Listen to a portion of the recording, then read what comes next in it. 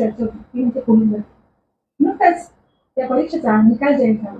महाराष्ट्रामध्ये अनेक जिल्ह्यांमधून या भरतीसाठी अनेक विद्यार्थी यामध्ये सहभागी झाले आणि त्यातूनच त्या हजारो विद्यार्थ्यांमधून, लाखो विद्यार्थ्यांमधून एक विद्यार्थिनी त्यामध्ये सिलेक्ट झाली, तिची निवड झाली। ती विद्यार्थिनी आज आपल्यासोबत आहे। त्या विद्यार्थिनीचं नाव आहे पल्लवी सूर्यवंशी। चला तर मग जाणून घेऊया तिच्या यशाची ही खरी यशोगाथा। कशा जिद्दीने, कशा मेहनतीने, त्याचप्रमाणे तिच्या कष्टाने ती आज या पदावर पोहोचली आहे आणि आज तिच्या मुंबई पोलीस यामध्ये तिची निवड झालेली बघायला भेटते। तर मग बघूया पल्लवीची ही खरी कहाणी। सर्वप्रथम मी पल्लवी तिचं स्वागत करते। पल्लवी, तुझं खूप खूप अभिनंदन आणि तुझं स्वागत आहे आमच्या YouTube चॅनलवर। पल्लवी, तुझं थोडक्यात परिचय सांग। माझं नाव पल्लवी बाळासाहेब सूर्यवंशी। मी ओझरमध्ये विलीननगर राजवाडा येथे राहते। आम्ही घरामध्ये एकूण 8 जण राहतो। मी, माझे हसबंड, सासू सासरे, दीर, जाऊबाई, त्यांना 2 मुलं आहेत। असे मिळून आम्ही 8 जण राहतो। किती वर्ष झाली लग्नाला? 3 वर्ष झाली। 3 वर्ष। लहानपणी अभ्यासात कशी होती? म्हणजे होते मी बरीच अभ्यासात होते, मी व्यवस्थित होते, म्हणजे करायचे मी अभ्यास। आता सध्या सासरकडे 8 माणसं, त्याचप्रमाणे माहेरचं घरचं घरी माझे वडील आणि लहान भाऊ आणि मी, मोठा भाऊ वारला माझा, आम्ही तिघंच आहे सर। आणि आई? तिला असतानाच माझी आई वारली। मग माहेरी असताना कसा तुम्हाला, म्हणजे तुमचा जो खडतर प्रवास आहे त्यामधून तुम्ही कसा स्वतःला सावरला? म्हणजे मम्मी वारल्यानंतर वडिलांनीच आम्हाला सांभाळलं। त्यांनी आईची कधी जाणीव नाही दिली, त्यांनी सगळं आम्हाला सांभाळलं। असं वाटायचं की वडील एकटेच काम करतात, आपण पण त्यांना काहीतरी हातभार लावावा म्हणून पोलीस भरती, म्हणजे युनिफॉर्म बघून असं वाटायचं की आपण पण काहीतरी करावं, पोलीस भरतीला म्हणजे पोलीस व्हावं अशी इच्छा लहानपणापासूनच होती। मी 5वी ते 10वी पर्यंत हॉस्टेलला होती। रमाबाई आंबेडकर वसतिगृह आहे, तिथे मी 5वी ते 10वी पर्यंत वसतिगृहात राहिली। म्हणजे लहानपणापासूनच तुम्हाला पोलीस बनण्याचं तुमचं स्वप्न होतं? हो। लहानपणी घरचं माहेरचं असं वातावरण, त्याचप्रमाणे आई नसल्यामुळे आईची ती कमतरता तर तुम्हाला भासलीच असेल। मुली म्हणजे जरी तुम्हाला वडिलांनी त्या ठिकाणी आईचं प्रेम दिलं असेल, पण आई घरामध्ये नसली मग त्यावेळेस आपल्यावर एक मुलगी म्हणून जबाबदारी तुमच्यावर आली। तर मग त्यावेळेस अभ्यास केल्यानंतर मग तुम्हाला असं कधी वाटलं की आपल्याला पोलीस बनून आपल्या घरच्यांना सपोर्ट करायला हवं किंवा त्यांना हातभार लावावा लागेल, असा तो कोणता क्षण होता की ज्यावेळेस तुम्हाला तुमच्या जबाबदाऱ्या समजायला लागल्या होत्या? मी 5वी ते 10वी पर्यंत वसतिगृहात होते। तिथून बाहेर आल्यानंतर कॉलेजला गेली, म्हणजे ऍडमिशन घ्यायचं, फी वगैरे खूप खर्च राहतो। तर घरच्यांना आमच्या घरात माझे पप्पा एकटेच कमवतात, तर मग पैसे मागायचे कसे? तर आपण पण आता शिकलोय, तर शिकायचे पुढे, तर काहीतरी करावं म्हणून मी कॉलेजला कमवा शिका जॉईन केलं। त्यातून मी माझा येण्या जाण्याचा खर्च म्हणा, फी म्हणा, ते भरून निघायचं।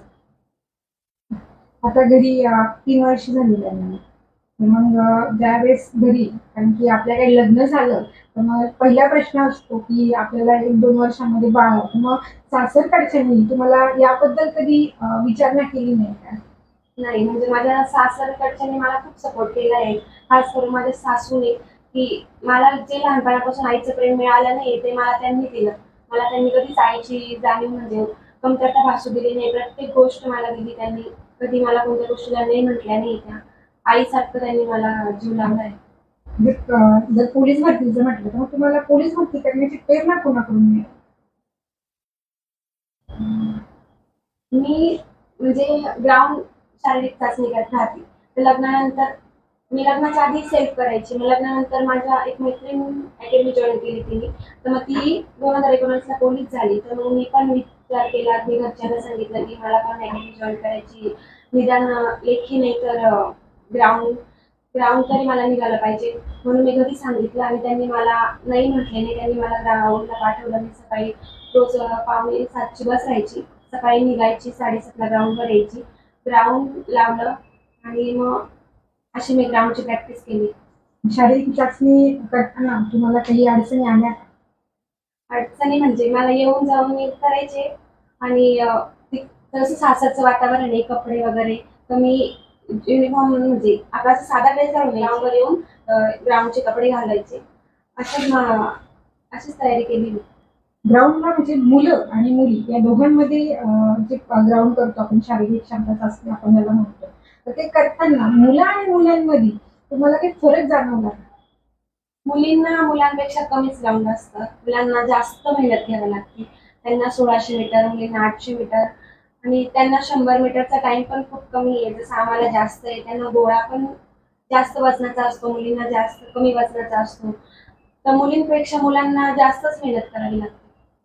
लेखी परीक्षा संदर्भात काय म्हणतात, की लेखी परीक्षा मध्ये तुम्ही कशा पद्धतीने तयारी केली, तुम्हाला कोणाचं मार्गदर्शन या लेखी परीक्षेत मिळालं, हे तुम्ही आमच्या सर्व विद्यार्थ्यांना सांगावं, की जेणेकरून विद्यार्थी जो अभ्यास करणारा जो विद्यार्थी असेल त्याला ते नक्कीच फायदेशीर ठरेल, की त्याने तुम्ही कसा अभ्यास केला आणि तो अभ्यास पुढील जे महाराष्ट्रातील पुढच्या भावी याच्यामध्ये आपल्याला पोलीस होताना बघायला मिळेल, तर त्यांना ते नक्कीच फायदेशीर ठरणार आहे. तर तुम्ही कशी तयारी केली लेखी परीक्षेची, किंवा तुम्हाला कोणी मार्गदर्शन केलं या संदर्भात? मी सुरुवातीला लेक्चर्स केले आणि त्यानंतर मग मला एका मैत्रिणीकडून कळलं की बार्टीचे फॉर्म सुटले, तर तू तिथे फॉर्म भर आणि तिथे पेपर राहतो. सिलेक्शन झालं तर तुझं पुढचं शिक्षण फ्री होईल किंवा तुला स्कॉलरशिप, बुक्स वगैरे त्याचा खूप फायदा होईल, लेक्चर होतील त्यांचे. तर मी तो फॉर्म भरला आणि त्यात माझं बार्टीकडून स्पेक्ट्रम अकॅडमीतून निवड झाली आणि तिथे मला लेक्चर उपलब्ध करून दिले. त्यांनी बुक्स दिले, नोट्स दिल्या. त्याचा मला लेखीला खूप फायदा झाला. लेखी ज्यावेळेस पहिले अगोदर शारीरिक क्षमता चाचणी होते, ग्राउंडचा जो दिवस होता, ज्यावेळेस आपलं ग्राउंड आहे, त्याविषयी वातावरण मनामध्ये काय अशा तुफान असतं विद्यार्थ्यांचं, तर तुम्हाला भीती वाटली होती, तर त्यावेळेस काय तुम्हाला तो प्रसंग तुम्ही कसा अनुभवला? भीती तर वाटलीच होती. म्हणजे उद्याचं ग्राउंड आहे तर आज रात्रीच निघावं लागतं किंवा आदल्या दिवशीच जावं लागतं. तिथे खूप मुलं लांब लांबून आलेले असतात. रात्रभर तिथे राहायचं रांगेत. आम्ही रात्रभर रांगेत होतो. त्यानंतर पहाटे आम्हाला मध्ये घेतलं आणि मग नंतर ग्राउंडच्या वेळेस खूप सगळे मुली बघून असं वाटलं की खूप आपल्याला कॉम्पिटिशन आहे, पण आपल्याला काहीतरी करायचं आहे आणि घरच्यांचा खूप सपोर्ट होता. तर मग त्यांना पण काहीतरी करून दाखवायचं होतं. त्याच्यामुळं मग काही नाही, तेवढी भीती मनातून मग काढलं मी ग्राउंड चांगलं आणि मग त्याच्यानंतर पेपरची तयारी केली. ज्यावेळेस ग्राउंडचा स्कोर आला, ग्राउंडमध्ये आपल्याला मार्क्स मिळाले, त्यावेळेस मनामध्ये काही प्रश्न निर्माण झाले असते, की आता लेखीची आपण कशी तयारी करायची, ग्राउंडचे जे मार्क्स आणि प्लस लेखीचे मार्क्स. मग ज्या दिवशी लेखीचे मार्क्स समजले, ज्यावेळेस तुम्हाला ग्राउंडचे मार्क्स समजले, त्यावेळेस तुम्हाला काय वाटलं? मला 50 पैकी 40 मार्क होते, तर ते 10 मार्क भरून मला 10 मार्क कमी होते, तर ते 10 मार्क मला लेखीत कव्हर करायचे होते. तर 40 मार्क होते, तर वाटलं की मेरिटमध्ये नाव तर पेपरमध्ये सिलेक्ट तर होणारच. तर ते 10 मार्कांची कमी आपण लेखीत भरून काढू. तर मग त्यानंतर मग तो विचार न करता पेपरचा अभ्यास सुरू केला. मुंबईचं ग्राउंड असं म्हटलं जाते, आज सर्वत्र चर्चा आहे त्याची, की मुंबईचं ग्राउंड फारच हार्ड होतं. आणि एक मुलगी म्हणून ज्यावेळेस हा प्रवास तुम्ही केला नाशिक टू मुंबई, तर मग त्या प्रवासामध्ये तुम्हाला ग्राउंड बद्दल काय वाटत होतं, की मला किती मार्क्स मिळवायचे किंवा मला ग्राउंड कसं करायचं? मला म्हणजे नाशिक आदल्या दिवशीच जावं लागलं ग्राउंडला. तर ग्राउंड तर मला चांगलंच काढायचं होतं. मला पेपर जरा म्हटलं पेपर कसं ग्राउंडचं माहीत असतं आपल्याला, की आपल्याला इतक्या मिनिटात इतकं पळणंच आहे, करणंच आहे. तर पेपरचं माहीत नसतं की काय येणार आहे पेपरला. त्यामुळे ग्राउंड मला 45 प्लसच काढायचं होतं, पण तिथे ग्राउंड हार्ड असल्यामुळे 40च ग्राउंड निघालं. मित्रांनो, एक खात्रीलायक बातमी आहे, पण तुम्ही तयार आहात का? महाराष्ट्र सरकार ऑगस्ट महिन्यात घेणार आहे तब्बल 75,000 सरळ सेवा पदांची मेगा भरती. गेल्या कित्येक दिवसांपासून आपल्या राज्यात तब्बल 2,75,000 पदे रिक्त पडून आहेत. त्यानुसार सरकारने एक तातडीचा आराखडा जाहीर केला असून स्वातंत्र्याच्या अमृत महोत्सवी वर्षानिमित्त 1 जून ते 15 ऑगस्ट या 2.5 महिन्यांच्या कालावधीत तब्बल 75,000 पदे भरली जाणार आहेत. चला तर मग आजच तयारीला लागा. या भरतीच्या संदर्भातले अभ्यासक्रम व इतर महत्त्वाचे अपडेट्स आम्ही आपल्याला दररोज देत राहू. त्यासाठी आमच्या स्पेक्ट्रम अकॅडमीच्या चॅनलला लाईक आणि सबस्क्राईब करायला विसरू नका. लेखी परीक्षेची तयारी तुम्ही केली, लेखी परीक्षेचा निकाल प्लस ग्राउंडचा निकाल ज्या दिवशी मेरिट लिस्ट मुंबईची आहे, ज्यावेळेस तुमचं नाव झालं, तो क्षण तुम्हाला काय, म्हणजे तुमचे नातेवाईक, तुमचे फॅमिली मेंबर्स किंवा आसपासच्या ज्या दिवशी निकाल लागला, त्यावेळेस वातावरण कसं होतं? ज्या दिवशी म्हणजे मार्क लिस्ट आली, मी बघितलं, मला वाटलं की लिस्ट दोन्ही टोटलची लिस्ट आहे, म्हणून मी काही लक्ष नाही दिलं. पण मग नंतर मैत्रिणीचा कॉल आला की तू सिलेक्ट झाली, मुंबई पोलीसमध्ये तुझी निवड झाली आहे. मग हे म्हणजे मला पहिले हे सासूलाच सांगायचं होतं की त्यांनी मला एवढा सपोर्ट केला आहे तर मग त्यांनाच सांगावा फोन करून. पण मी माहेरी होती म्हणून मी सगळ्यात पहिले त्यांनाच फोन करून सांगितलं. त्यांना खूप आनंद झाला, घरात पण सगळ्यांना कळलं, सगळ्यांना आनंद झाला. मेरिटला नाव बघून जरा डोळ्यात पाणी आलं. पण सगळ्यांनी मग नंतर खूप फोन चालू झाले, जे बोलायचे नाही त्यांचेही फोन चालू झाले. म्हणजे अगोदरची पल्लवी ज्यावेळेस निवड नव्हती झाली आणि आत्ताची पल्लवी सुरूंची यामध्ये फरक काय वाटतो सध्या? सध्या आता म्हणजे आधी तर लोक बोलायचे की किती वर्ष अजून जॉब कर, सोडून दे, असं तसं. पण मग आता करायचं तर होतं, करून दाखवायचं होतं. त्याच्यामुळे आणि नंतर मेरिटला नाव आल्यानंतर जे बोलायचे नाही ते सुद्धा फोन करून बोलता, अभिनंदन करता. असा आयुष्यात एक प्रसंग आला होता का की खूपच त्यावेळेस तुम्ही फारच कसल्या असेल किंवा हा जो प्रवास होता पल्लवी सुरवंशी ते आज पल्लवी सुरवंशीची मुंबई पोलीसमध्ये सिलेक्शन झाले होते, या प्रवासात असा एक प्रसंग घडलाय का तुमच्या आयुष्यात की जो तुम्हाला त्यावेळेस म्हणजे तो आयुष्यभर या प्रवासात तुम्हाला नेहमी तो तुमच्या लक्षात राहील? जसं खडतर एखादा खूपच क्रिटिकल झाला असं कधी आर्थिक परिस्थितीच येते, कारण की जर आपल्याला कुठे जायचंय तर पैसे वगैरे म्हणजे घरच्यांकडनं तर सपोर्ट होताच, पण कधी तर असं वाटायचं की आपण आता इतके वर्ष झालं करतोय आणि आपला अजून काही झालेलं नाहीये. तर त्याच्यासाठी असं वाटायचं की नाही, पोलीस व्हावंच आणि करावंच, की निदान आपण आर्थिक हातभार तरी लावू शकू घरात. तर तो क्षण म्हणजे असं वाटायचं की की सोडून द्या? नाही, सोडून नाही द्यावं. म्हणजे कधीतरी वाटलं की सोडून द्यावं, जॉब करावं. पण घरच्यांना विचारलं मी की जॉब करू का, पण ते बोलले नाही, जॉब नाही करायचं, तुझं स्वप्न आहे ना पोलीस होणं, तर तू पोलीस होच, की मिळेल यश. मग केलं. समाजाकडून तुम्हाला ज्यावेळेस आपण पोलीस भरती करतो एक मुलगी म्हणून, मग समाजाकडून तुम्हाला कशा पद्धतीने बघितलं गेलं त्या काळात?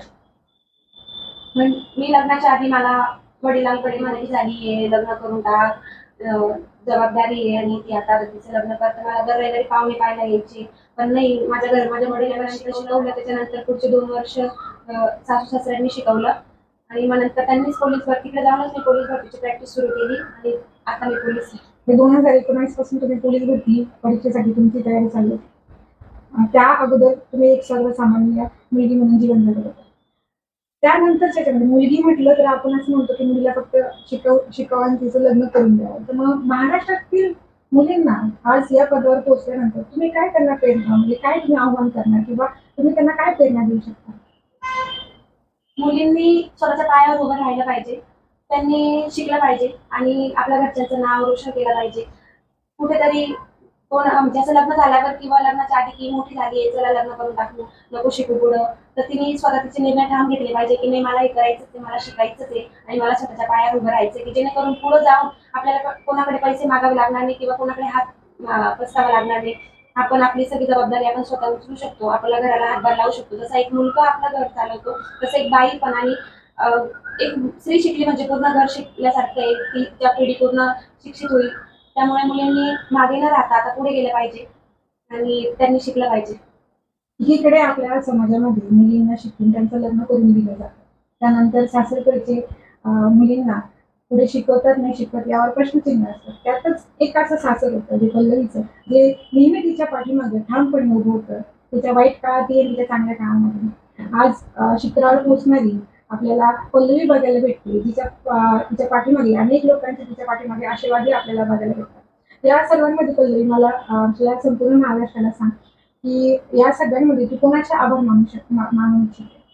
की माझे वडील, माझी सासू, नवरा आणि सासरचे सगळे आणि म्हणजे सासरचे सगळे आणि वडील आणि त्यांचेच मी खूप आभार मानते. खास करून माझ्या सासूचे, की त्यांनी मला लहानपणापासून म्हणजे जे आईचं प्रेम मिळालं नाही ते लग्नानंतर त्यांनी मला दिलं. कसली जाणीव भासू दिली त्यांनी, माझ्या वाटेचे सगळे कामं त्यांनी केले आणि मला त्यांनी खूप शिकवलं. त्याच्याबद्दल मी त्यांचे म्हणजे मी आभार मानते, तरी ते पूर्ण नाही होणार त्यांचे आभार, पण तरी मी आभार मानते त्यांचे. आज पल्लवी वेळ काढून आपल्याला त्यांनी भेट दिली, आपल्या यशाची त्यांनी खरी कारणे आज आपल्या समोर मांडलेली बघायला मिळते. मुलींनी या क्षेत्रामध्ये पुढे यावं, त्याचप्रमाणे त्यांनी आपलं नाव कमावं, एक प्रेरणादायी संघर्षमयी आपल्याला पल्लवीचा प्रवास हा संपूर्ण महाराष्ट्राच्या मुलींना हा प्रेरणादायी नक्कीच ठरणार आहे. तिने जी मेहनत घेतली त्यांच्या त्या मेहनतीला आज फळ आपल्याला मिळालेलं बघायला भेटतं. अशाच अनेक महाराष्ट्रातील मुलींना, त्याचप्रमाणे संपूर्ण भारतातील मुलींना एक अशा त्यावेळेस विद्यार्थी आपलं यश संपादन करून आपलं स्वप्न पूर्ण करतात. आणि ज्या एका साईडला आपल्या काही स्तरावर मुलींना कमी लेखलं जातं किंवा फक्त शिक्षण देऊन त्यांना घर सांभाळत करावं लागतं, त्यांच्यासाठी एक लग्न झालेली स्त्री ज्यावेळेस आपलं स्वप्न पूर्ण करते आणि आपलं ध्येय निश्चित करून ती त्या पदावर पोहोचते, त्याचं एक जास्त उदाहरण आपल्या आज स्टुडिओमध्ये आपल्याला बघायला मिळालं. तर पल्लवी, मी तुला वेळात वेळ काढून आम्हाला ही भेट दिली, त्याचप्रमाणे तुझा हा संघर्षमय प्रवास आज कुठेतरी संपलेला आपल्याला बघायला मिळतो. आणि पुढील भविष्यामध्ये तू नक्कीच या ज्या परिस्थितीतून गेली ती परिस्थिती तू समाजावर, बाकीच्या पण स्त्रियांवर येऊन देणार नाही. कारण की नियम खाते हे तुमच्या हातामध्ये असतात. पोलीस म्हटलं तर मग पोलीस खात्यामध्ये ज्यावेळेस स्त्रियांवर किंवा महिलांवर अत्याचार होईल तर तू नक्कीच त्यांच्यासाठी एक स्त्री म्हणून उभी राहील. एक तुझ्या त्या पदावरचा तू नक्कीच त्याचा फायदा मुलींनाही करेल किंवा महिलांनाही त्याला सपोर्ट करायला बघायला मिळते. त्याचप्रमाणे सरकारी खात्यामध्ये आपण रुजू झाला त्यानंतर आपल्या खांद्यावर सगळ्या जबाबदाऱ्या तुमच्यावर असतात. कायदा सांभाळण्याची जबाबदारी तुमच्यावर असते. तर मग कायदा सांभाळण्याची जबाबदारी आज तुम्ही घेणार आहात, तर मग त्याबद्दल काय सांगणार? महाराष्ट्र सरकार मध्ये तुम्ही आज रुजू झाला, मुंबई, त्यामध्ये पण मुंबई मोठी सिटी, त्यामध्ये वारंवार मुलींवर अन्याय अत्याचार होतो किंवा वारंवार काही ना काही घटना घडत असतात. तर मग त्यावेळेस मुंबई तुम्ही रुजू झाला, तर मग त्यावेळेस तुम्ही काय विचार केला की आपण कशा प्रकारे आपलं कर्तव्य पार पाडायचं? मी तर आता सध्या कॉन्स्टेबल आहे, पण मग तरी सुद्धा मी पुढे त्याबद्दल काही प्रोसेस आहे ते मी त्यांना मदत करेन. आणि भरतीला येणाऱ्या मुली त्या आदल्या रात्री येतात, कुठे राहतात, त्यांच्यासाठीही मी प्रयत्न करेन की त्यांना राहण्याची सोय वगैरे कुठे असेल तर त्यांना ते कळवेल, असं म्हणजे मेसेजवर किंवा सांगत जाईल मी त्यांना पण की म्हणजे एकंदरीत तुम्ही तुमचा जो प्रवास केला त्या प्रवासाचं रूपांतर तुम्ही यशापर्यंत केलं. आणि हे बाकीच्या पण महाराष्ट्राच्या विद्यार्थ्यांनी किंवा ज्यावेळेस पोलीस भरतीसाठी उतरतील त्यावेळेस तुम्ही नक्कीच त्यांना मदत करणार आहात. तर अशा जिद्दी आणि मेहनतीची आज ही कहाणी. तर पल्लवी, तुझं खूप खूप धन्यवाद, खूप खूप आभार की तू आज आमच्यापर्यंत आली आणि संपूर्ण महाराष्ट्राला तुझी ही खरी कहाणी सांगितली. त्याबद्दल तुझे खूप खूप आभार. आणि पुढच्या भविष्यासाठी येणाऱ्या काळामध्ये आज तू या पदावर आहे आणि पुढे नक्कीच तू याच्याही मोठ्या पदावर आम्हाला बघायला मिळणार आहे. नक्कीच तू आम्हाला भेट देशील. तर तुझं खूप खूप आभार. तर आज आपण अशाच यशाची गाथा बघितली पल्लवी सुर्वेची. अशाच नवीन त्याचप्रमाणे खऱ्या यशोगाथा बघण्यासाठी स्पेक्ट्रम अकॅडमीच्या चॅनलला लाईक करा, त्याचप्रमाणे सबस्क्राईब करायला विसरू नका. तर पुन्हा भेटूया अशा नवीन खऱ्या यशोगाथा घेऊन. धन्यवाद.